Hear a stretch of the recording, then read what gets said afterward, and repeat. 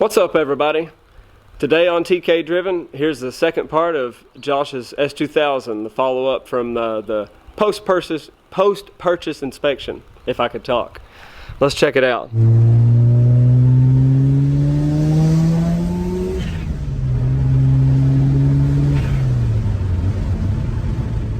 here we are, back from CIA, not the one in Virginia.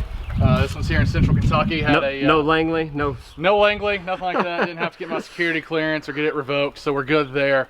So just got back again. Usually you want to do the inspection beforehand, but this time this was on such a steal, we took the risk and just bought it anyways. So a couple things that are changed since the last time you saw it. I did get the matching wheels for the rear and the front, so those at least look the same now. Still 18s, rubs a little bit. That was one of the things CIA did though, is they re-rolled the fenders for me, made it a lot nicer. This actually had a little kick out from where someone had stomped them in before, so tried to bend that back in, did a real good job.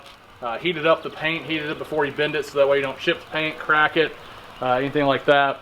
They seem to be a really good shop, don't they? Yeah, really good shop. They've always got some really cool cars in there they're working on. So he's got some fun toys he's doing right now, some different projects. You should look them up on their social media sites. We'll check out what we did under the hood here.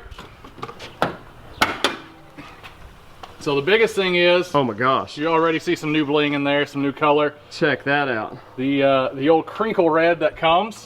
So if you're an S2K purist, I'm sorry, did not replace it with the crinkle red. Maybe this will make you a little bit happier though. That is Honda New Formula Red, or NFR. One of the color codes for the S2000. So try to tip our hat to the car make again. Tell them I just wanted a real deep glossy black. It looks awesome. Yeah, they what shop did that? Up. That was actually done by, I believe, Super Street, just down the street from CIA. Okay. So they kind of worked together. They've got the paint shop. They did that. Phenomenal job. Gosh, that's awesome. Yeah, that makes all the difference in the world right there. It makes it look less like a drag car that had been drowned in water, and like a still operable street car. So that's kind of what we were going with there. That looks amazing. What's this little guy here? So this here is a cooling plate. It's designed to redirect some of the air coming over the radiators, direct it right into the intake. As you can see, my intake's just kind of out there in the middle of the engine bay, sucks in a lot of heat. So I've got a heat shield at home that will not fit with this intake system, so I've got to renegotiate that. So that'll be kind of one of the next steps I do here. So that way we're only pulling cold air from the engine bay into the engine itself.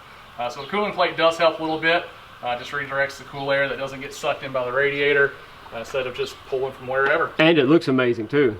That is some nice carbon fiber. Who makes this piece? That's actually about Auto Technic. They're kind of the group that does this for the S2000. You can get some knockoffs that are either fake carbon fiber or won't fit the engine bay. So if you're looking for one, definitely do Auto Technic. It looks awesome. Is that weave, I guess? I'm not real up on my carbon fiber weaves. Yeah, I'm not either. I think it's weave. The consensus here is it might be weave. You can tell us that we're wrong in the comments. Just those two pieces alone make the engine bay just like look like brand new almost. It really does. I mean, it's amazing. I mean, obviously the car's 20 years old, so there's some rust spots in there, but you know, over time I'll get around to tackling those. You know, shining those up, making them look good, replacing any parts that need to be, as long as I can find them. S2K parts are getting harder and harder to find. I can't get over this paint job. It looks so good. You can almost see your reflection in it if you want to. Oh yeah. Yeah, there's the camera right there. Steve will tell you your fortune too. That is awesome. But as everybody knows, a good paint job adds a lot of horsepower. So. Oh yeah, you probably got 50 just right there. Easy, easy. I mean, you're probably running 9s. That's close. Probably 9s? Pretty close. 9/8s? You know, 9/7 sometimes. Yeah. Good tailwind. In the 100 foot or something? Yeah, something like that. Easy. No, it looks amazing. What else did they find? So the only thing they found that needed to be replaced was a new starter. It was dragging a little bit, so we went ahead and replaced that. And then he said when he got up under the car, he was very nice about it. He said, "Did you lose a belt and wrap it around one of your rear axles?" And I said, "That was not me. I hadn't even been able to look under the car because it sits so low." So we pulled that off, just replaced the rear axle on it. Obviously taking off the valve cover. We went ahead and replaced the gaskets around that. Again, with the S2000 engine, that F20, it's kind of like a motorcycle engine where you actually do a valve adjustment. Most car engines, you don't do that. So we went ahead and tightened that up, did a valve adjustment. runs much smoother now all through the range of the tack, all the way up to 9,000. No hesitation, no lag, super responsive.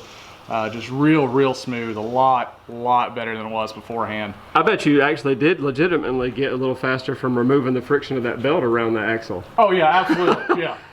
And then it's a wonder we didn't hear it when we were driving it up there before. It is, I think. Which one was it on? Do you remember? The right rear.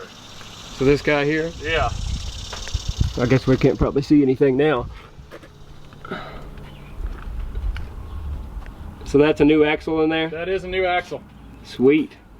Now how does somebody shoot a belt and wrap it around that guy? That's a really good question.